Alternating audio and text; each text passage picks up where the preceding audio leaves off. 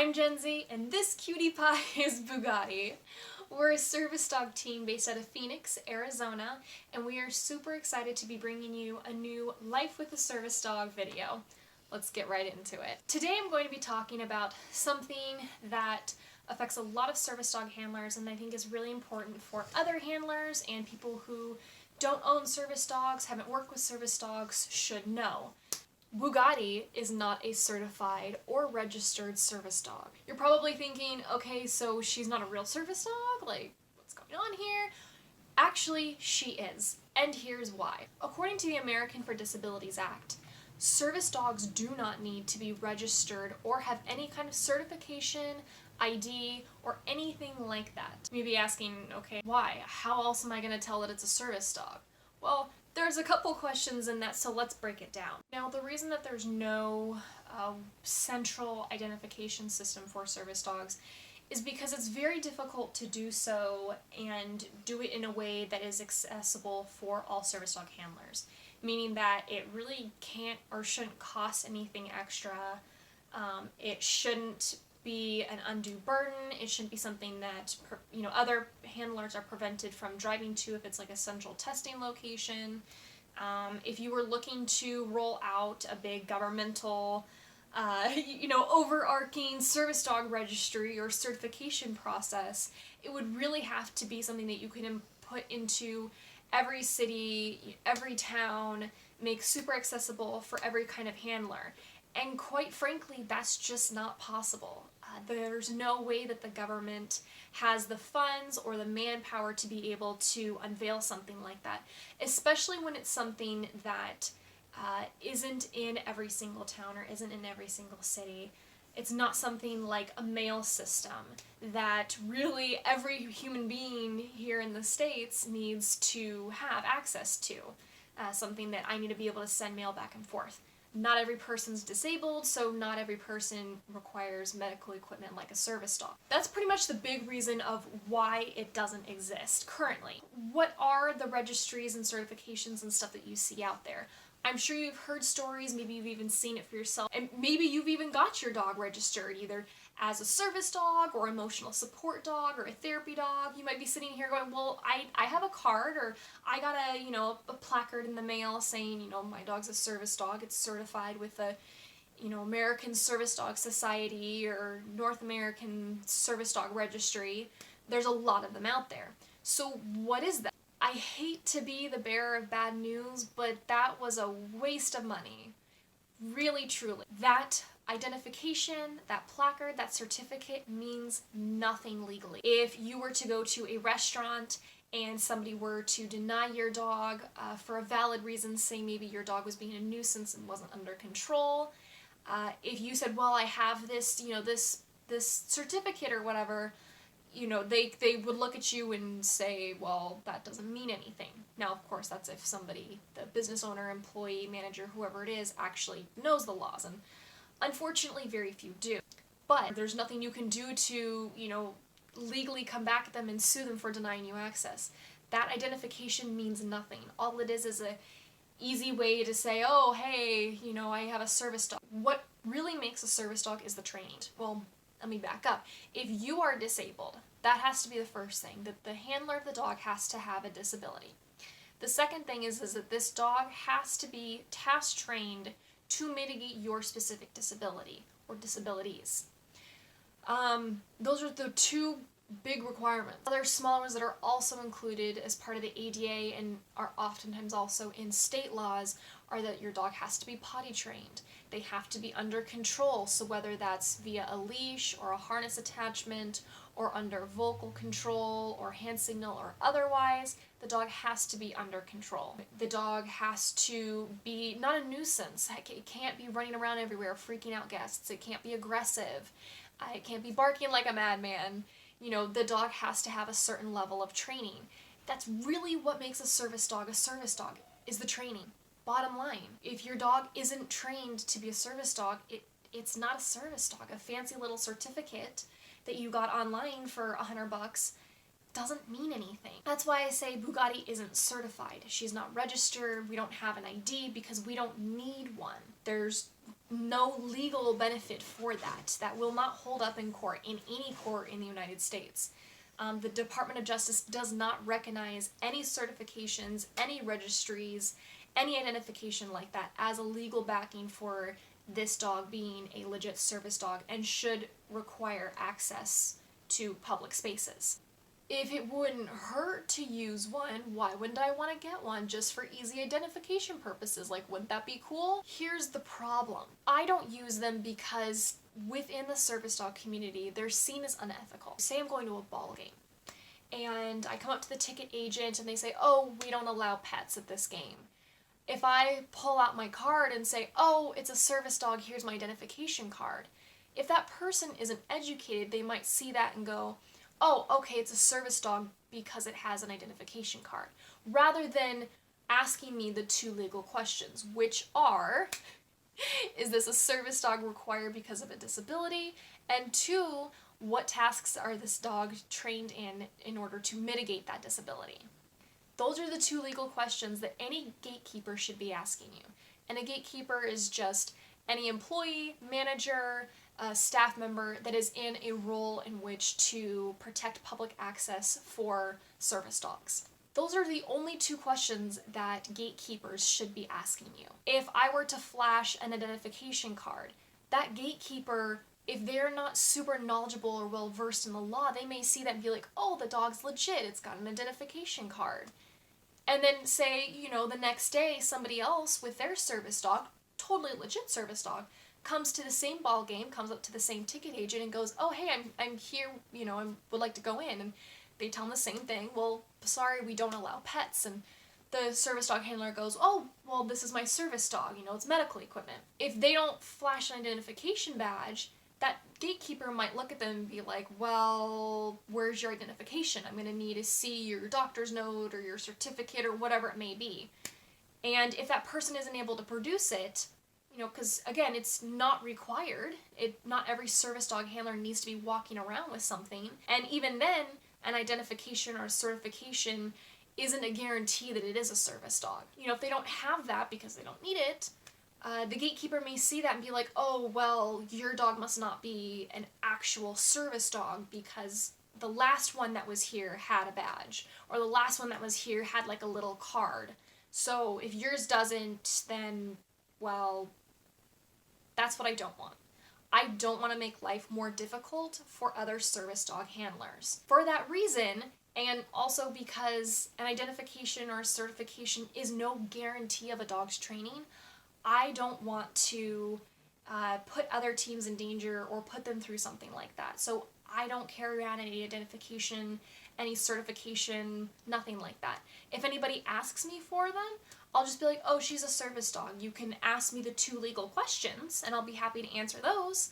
But here in Arizona and even in the U.S., identification and certifications are not required for service dogs. If you want to go look up, the ADA website and go through their questions and stuff, it talks all about this, which I'll probably put a link into in my video, so you also can browse through that as well. Your service dog team that lives in Arizona, I will also include a link to that as well, because here in Arizona, it also talks explicitly about not needing any registries or certification or anything like that for service dogs here.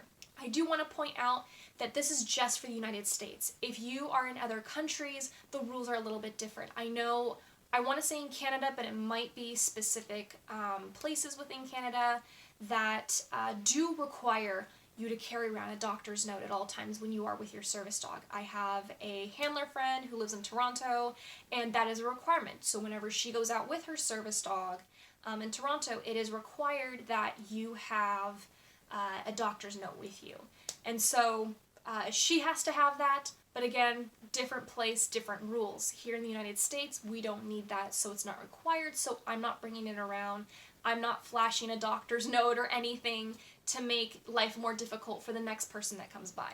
And again, I'm all about education and all about helping people understand what the laws really are, what a service dog is really like, and I want to be as honest with people as I can. So if I were to just flash a badge with them, I would be doing them a disservice, really. I wouldn't be able to educate them or talk to them about the laws here in Arizona and just the ADA in general and what is actually required for service dog handlers. You probably may also have thought of it at this point and say, okay, so the only guarantee for a service dog is the person's word? Like, that's it? Like, I just have to trust them? Yes. Yes, essentially. Here's where businesses and gatekeepers are needed in their gatekeeping role. You are allowed to ask the 2 questions. Now, say I'm somebody that wants to bring in my pet that is not trained as my service dog and say no the 2 questions and say answer them correctly. Perfect. Awesome. My dog comes in with me, and as we get 20 feet in, my dog poops in the middle of the walkway. Well, guess what? Here in Arizona, and even covered by the ADA, service dogs have to be potty trained. So if that happens, that gatekeeper has full authority to be like, hey, you need to come out, I'm denying you access, your service dog does not meet the requirements of a fully trained service dog, so we're going to have to deny you access. Totally fine, totally legal. Another situation would be if, say, brought the dog in, got it passed through the gatekeeper, answered the questions. If the dog's behavior just is not on par with a service dog, so if they're super distracted, if they're barking or growling at other people, or eating food out of other patrons' hands, or even getting up, sitting at tables, or eating off of chairs and stuff at restaurants, you have full rights to ask them to leave or deny access to that service dog. Real service dogs do not behave like this, and it's written here in Arizona law as well as the ADA that service dogs should have a standard of behavior. They should be working with their handlers, they shouldn't be a nuisance, they should be under control, they shouldn't be a distraction. There really is a standard of behavior, so if they're not meeting that standard of behavior, you as a gatekeeper have full legal protection to deny access. Even if you've already permitted it, you have full rights to be able to go back up and say, hey, for this reason, and this reason, I'm going to deny your service dog access. I do believe in the law that there is a caveat as far as being able to make amends or offer another way for the service dog handler to get their goods or whatever it may be. If they're in a restaurant, maybe offer to package up their food to go, or offer to seat them on the patio. There's many different concessions that can be made. But the bottom line is that you guys, gatekeepers who are watching this video, have total protection to be able to deny access to dogs that aren't meeting that service dog standard.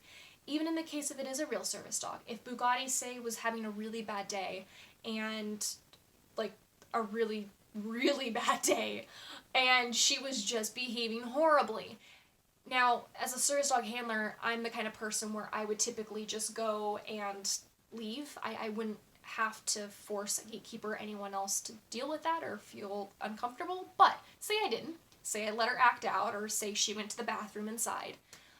Even though she is a totally, fully trained service dog, you have total rights to be able to deny us access. You could totally come up to me and say, hey, Gen Z, we're going to have to deny you access, or, deny your service dog access because she's just, she's going to the bathroom, or she's really acting out, she's, growling at guests, or barking, or, whatever. She's not acting like a service dog today, so we can't treat her like a service dog today. Again, totally fine. What's important is that there is a standard of behavior that service dogs should follow, that gatekeepers should look for, and that's how you can define the dog, whether or not it's a service dog by that. And I'll tell you, as frustrating as it might be, that there isn't like a concrete, steadfast, like, yes, you can allow this dog, or no, you can't allow this dog. You can pretty much tell when it's somebody's pet. The dog will be coming in, it will not be behaving. It will be all over the place. It won't be focused on its handler, it'll be barking. And heaven forbid there's another service dog team in there. If that other dog starts barking at the service dog team, guess what?